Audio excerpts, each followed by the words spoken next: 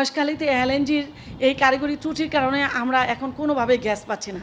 আপনি চিন্তা করে দেখেন, নারায়ণগঞ্জে প্রায় 31 থেকে 33টা সিএনজি স্টেশন আছে।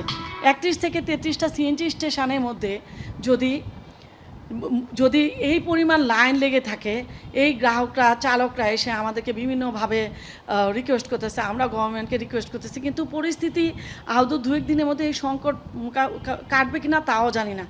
তবে আমরা চেষ্টা করতেছি আমাদের পক্ষ থেকে, আমাদের অ্যাসোসিয়েশনের পক্ষ থেকে, আমাদের সম্মানিত প্রেসিডেন্ট মহোদয়, আমাদের সেক্রেটারি এবং আমরা যে জোনের সভাপতিগুলি আছি, আমি নারায়ণগঞ্জ মুন্সিগঞ্জ জোনের আমি প্রেসিডেন্ট, আমার নাম সাইদ আক্তার।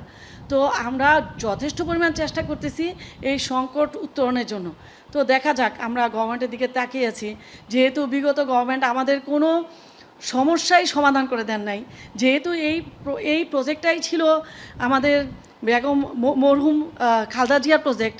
তো আমরা চাই, এখন যেহেতু আবার বিএনপি গভর্নমেন্ট আসছে, আমরা আশা করব তারেক ভাইয়ের কাছে উনি যেন আমাদেরকে এই সমস্যাগুলি সমাধান করে দিয়ে আমাদের এই এত বড় একটা খাতকে, এত কোটি টাকা আমাদের এখানে ইনভেস্টমেন্ট, 5,000-7,000 কোটি টাকা আমাদের ইনভেস্টমেন্ট, এত পরিমাণ ইনভেস্টমেন্টের একটা খাত এবং এত হিউজ পরিমাণ কর্মচারী এখানে জব করতেছে, এই সকল কিছুর দিকে তাকিয়ে যেন আমাদের এই সংকটগুলিকে দ্রুত কাটিয়ে দেওয়ার জন্য আমাদের দাবি দাওয়াগুলি মেনে নেয় এবং আমরা যেন এই সংকট থেকে উত্তরণ হতে পারি। এবং আমরা পাশাপাশি আপনাদের সাংবাদিক ভাইদের কাছে আমাদের রিকোয়েস্ট রইল, আপনারাও আমাদের পক্ষ নিয়ে গভর্নমেন্টকে একটু ফোকাস করবেন, একটু জানাবেন যে আমরা কি পরিমাণ হেলথ সিচুয়েশনের মধ্যে আমরা দিনাতিপাত করতেছি।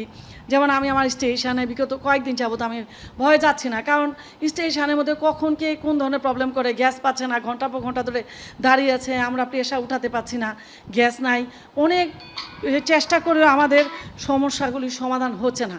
সো এখন আমাদের একটাই চাওয়া, আমরা প্রধানমন্ত্রীর দিকে তাকিয়ে আছি, প্রধানমন্ত্রী যদি দয়া করে আমাদের এই সংকটগুলি কাটানোর জন্য ব্যবস্থা করে দেয় এবং আমাদের ন্যূনতম যে দাবি দাওয়াগুলি আছে এই দাবি দাওয়াগুলি মেনে নেন।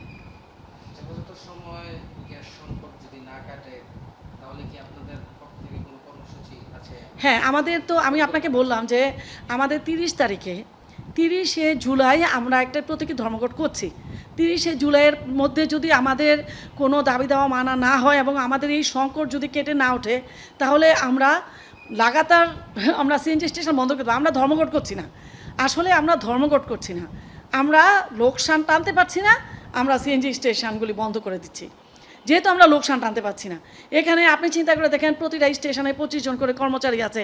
এবং আরেকটা জিনিস যেটা না বলেই না, আমাদের যে পরিমাণ লাইসেন্স সংক্রান্ত যে জটিলতা, আমরা বারবার বলেছি ওয়ান স্টপ সার্ভিসের মাধ্যমে আমাদের লাইসেন্স সংক্রান্ত জটিলতাগুলিকে ঠিক করে দেওয়ার জন্য, যাতে আমরা ওয়ান স্টপ সার্ভিসের মাধ্যমে সব কিছু করতে পারি। একটা লাইসেন্সের সাথে আরেকটা লাইসেন্সকে জুড়ে দেওয়া হয়েছে, যার জন্য দেখা যায় পরিবেশ, এটা একটা সিএনজি একটা পরিবেশ বান্ধব প্রকল্প, এটা একটা গ্রিন ফুয়েল, ক্লিন ফুয়েল, সেখানে আমাদের পরিবেশের লাইসেন্সের কোনো প্রয়োজন নেই। তারপরে আমাদেরকে পরিবেশের লাইসেন্সের জন্য আমাদের উপরে বাড়তি চাপ দিয়ে রেখেছে। এরকম অনেক লাইসেন্স আছে যেগুলো আমাদের প্রয়োজন নেই, তারপর আমাদেরকে দিয়ে রেখেছে এবং এই লাইসেন্সগুলি নবায়নের করার ক্ষেত্রে আমাদেরকে অনেক হয়রান পেরেশানির শিকার হতে হয়।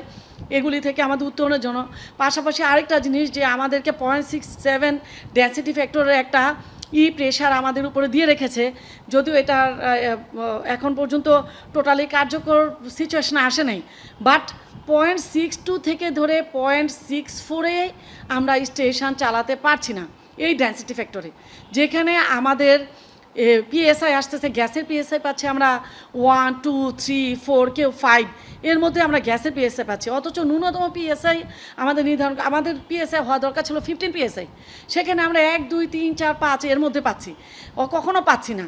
তো এই অবস্থায় আমরা আবার আমাদেরকে যদি 0.67 ডেনসিটি ফ্যাক্টরে আমাদেরকে যাওয়া হয়, তাহলে আমরা আসলে এইটাকে আর কন্টিনিউ করতে পারবো না। আমাদের স্টেশনগুলি আমরা বন্ধ করে দিতে বাধ্য হচ্ছি, কারণ আমাদের এছাড়া আর কোনো ওয়ে নেই।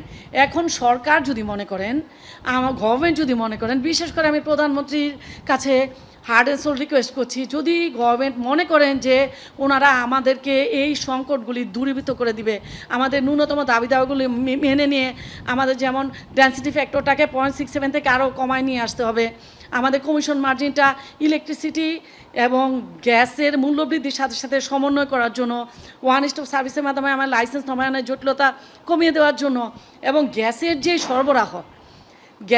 সরবরাহ তিতাস বাক্কাবাদ যে সরবরাহ আছে সেটাকে কন্টিনিউ করা এবং আমাদের পিএসআইটাকে 50 পিএসআই নিয়ে যাওয়া, এই সমস্যাগুলি আমাদের সমাধান করে দেয়, তাহলে আমরা স্টেশন মালিকরা ওনারা স্টেশন চালাতে পারবো। আদারওয়াইজ আমাদেরকে স্টেশনগুলি বন্ধ করে দিতে হবে, আমাদের কিছু করার নাই। তবে বন্ধ হয়ে যাওয়ার আগে আমরা কিছু কার্যক্রম তো আমরা হাতে নিয়েছি। আপনাকে এর আগেও বললাম যে আমরা একটা স্ট্যান্ডিং কমিটি তৈরি করেছি, ওই স্ট্যান্ডিং কমিটির মাধ্যমে আমরা সিদ্ধান্ত নিয়েছি 30 তারিখে আমরা এটা বন্ধ রাখবো। যদি আমাদের সমস্যার সমাধান না হয় আমরা অনির্দিষ্টকালের জন্য বন্ধে চলে যাব। গভর্নমেন্ট যদি আমাদের সমস্যার সমাধান করে দেয় সেক্ষেত্রে আমরা স্টেশনগুলি চালানোর জন্য আমরা আগ্রহী আছি। আইদার আমাদের স্টেশন চালিয়ে আমাদের কোনো ধরনের লাভ তো দূরের কথা, আমাদেরকে আরও ঘর থেকে নিয়ে লোকসান পোহাতে হচ্ছে।